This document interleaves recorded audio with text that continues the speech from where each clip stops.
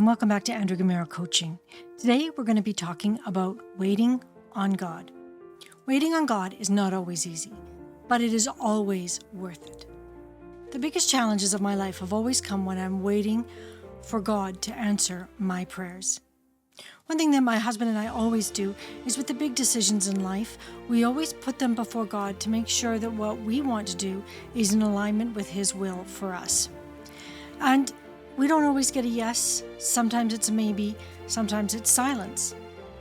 But it's always important to ask God first, what is your will for my life? And then, whatever that answer may be, you abide by it. And then it takes the pressure off of having all the decisions lying on you, because you know if it was God's will, it would move forward.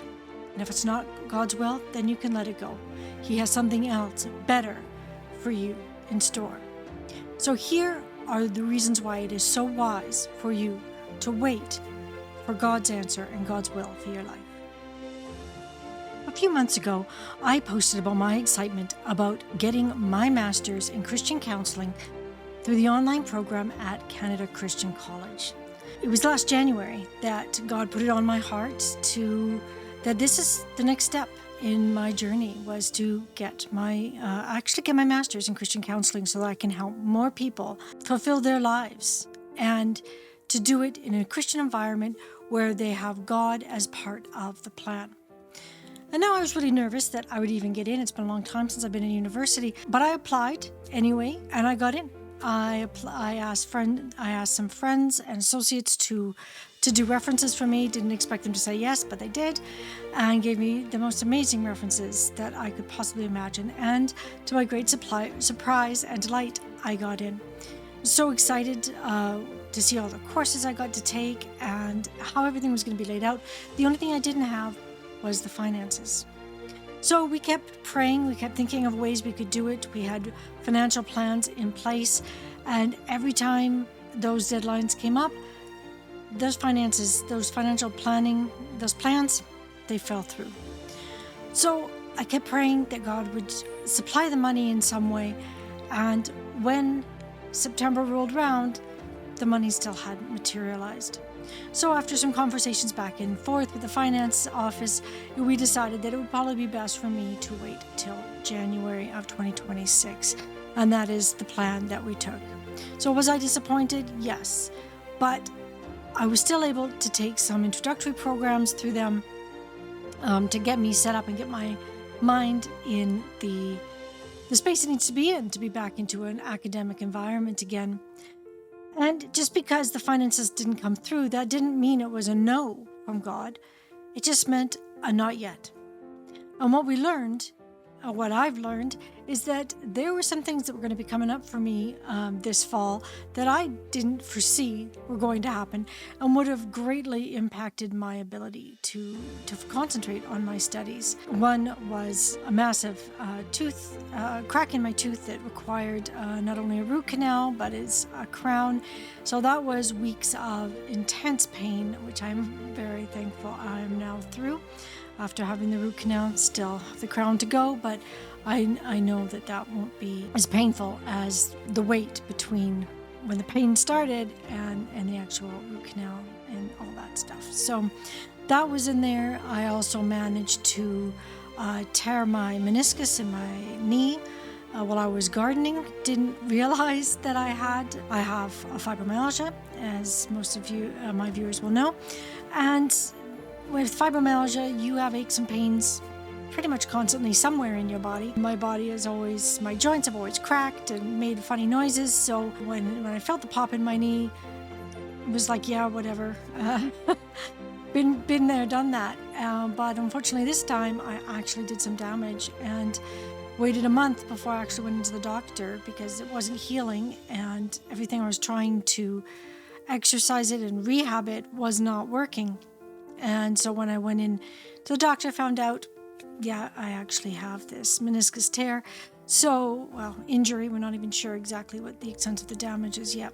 But the pain from that also has slowed me down a great deal.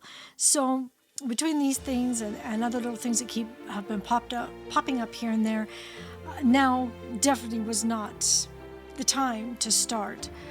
But with the money, the finances not coming through, it was definitely not a no from God. It was simply a not yet. Let's face it, God's timing rocks. It may be not when we want it to happen, but it's definitely when God knows it's best for us. I mean, I have so many examples in my life, and I'm sure you can think of ones in your life too, where timing just worked out perfectly. For me, I always wanted a family. It wasn't until I was 35 that I actually met my husband. Our romance was fast and furious, and within a year of us meeting, we were married. And shortly after, a couple months after we were married, I was pregnant with my first child. Now, the thing with this is that when I was pregnant with our first child, my husband still didn't have his permanent residency yet in Canada, which meant he couldn't work. So I was the one working full-time while we waited for his paperwork to come through. And once we got his permanent residency, then we finalized. We then had to wait for the government to produce his social insurance number so that he could actually work and get paid in Canada. But knowing that he had his permanent residency, he could now start applying for jobs. And God is so good. It's very rare in Canada that when you are an immigrant from another country, that you can actually get your first job in Canada will actually be in your field. But that was what the case was with my husband. His first job was as an IT software programmer, and he started on a contract basis that then got rolled into full-time, and which was wonderful. But because his social insurance number was so new, there was a lot of mix-ups with his paychecks at first. And being that in Canada, a 35-year-old, 36, I guess I was 36 about that time, 36-year-old first pregnancy, it's considered a geriatric pregnancy. Love that word. It makes you feel so great as a new and expectant mom to be called geriatric, but that's beside the point. We knew we had midwives and being able to manage my job fairly well, working full time.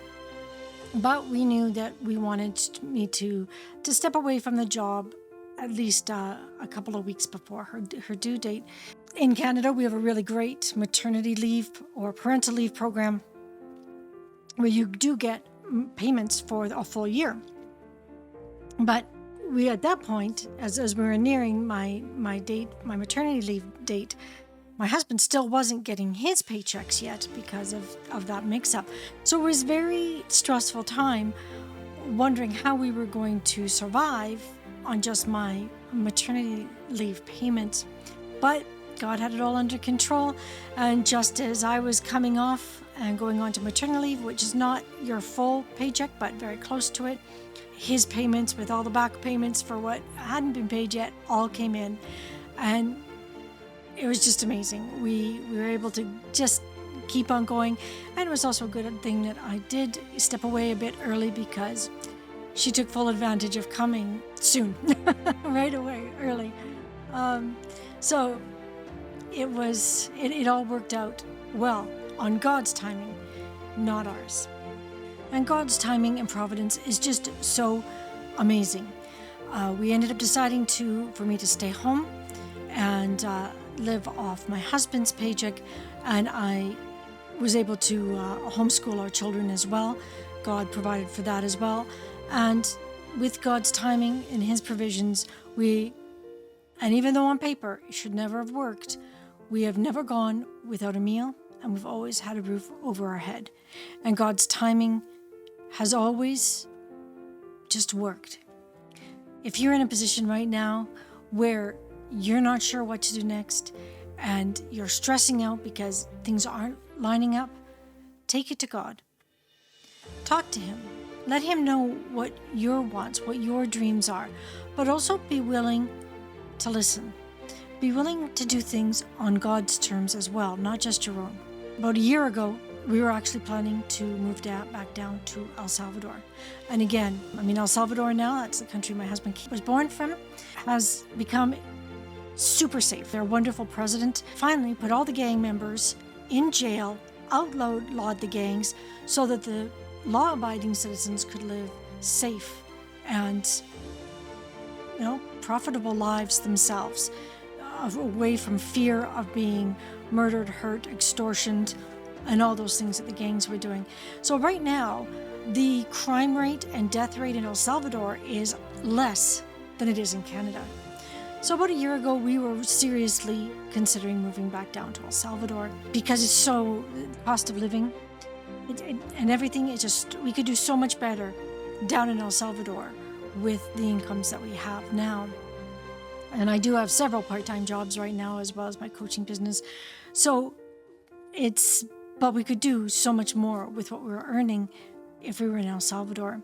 And so again, we put it down in God's hands and said, if this is what you want us to do, please let us be able to sell our house. Let Ricardo's employer allow him to work remotely from El Salvador and still keep his job. And let us be able to get all our paperwork together really quickly. So we were able to get our paperwork together really quickly, and we weren't going to list our house until after we found out about his job. And even though he works the majority, about 95% remotely here from home here in Canada, they said no. He would not be allowed to work remotely from El Salvador, even if he was willing to fly back every so often. So as disappointing as that was, we accepted the fact that that wasn't what God wanted for us right now, that there was something else he had planned for us, that he needed us to be in Canada where we were. Plus, when we looked at it again, our kids are almost finished high school and they're wanting to go to university and college. And since English still, they do have Spanish, they've been learning Spanish over the years, English is still their first language. And so for them to be moving down to El Salvador at this point and wanting to go to school in Canadian universities and colleges, it just didn't make sense for us to do it at that time. And I still am not sure exactly why God said no, but it's okay. We just trust the not yets, we trust the no, not now, and we continue to move forward, trusting that God has our back. And as I said before, we've never gone without a meal. We have a roof over our heads and the love of each other.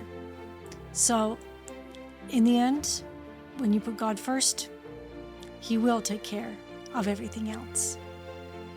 So in conclusion, waiting on God is not always the easiest thing to do, but that is what faith is all about. There is a war going on behind the scenes that we can't even see. But God does, and He knows what's best for us. God does know the whole picture, and I know what He wants for me is the absolute best thing for me. So if you are in a season of uncomfortable silence, just know that God is working out the details that you have no idea about. And when He's ready, you are going to be amazed at what He has put in front of you because of your faith and your trust in Him. Thank you so much for joining me today. You could have been anywhere else, but you chose to be here, and I am so very grateful for that. If you've enjoyed this content, please like, subscribe, or share so that the algorithm knows that this is valuable information that other people need to see. If you are struggling with your Christian faith, your walk with God, I would be more than happy to help you out. You can reach out to me at andrea@nopainallgain.ca, and I'd be happy to chat with you, do Bible studies with you, or just help answer any of those questions that have been nagging at you and you don't have an answer for. I also happen to be a health and wellness coach. I can help people with chronic illness, fibromyalgia, chronic fatigue. I can help people. I'm actually a certified neurodiversity coach as well. So if you or someone you love has been diagnosed as being on the autism spectrum, I can help you to navigate that as well so that you or your loved one can live the best life possible. I also help people with confidence and everyday life and work struggles. So if you need help with any of that, just please reach out to me at andrea@nopainallgain.ca. We can set up an appointment and see if working together would be a good fit for both of us. Again, thank you so much for joining me. I really, really appreciate it, and I hope to see you next time. Bye for now.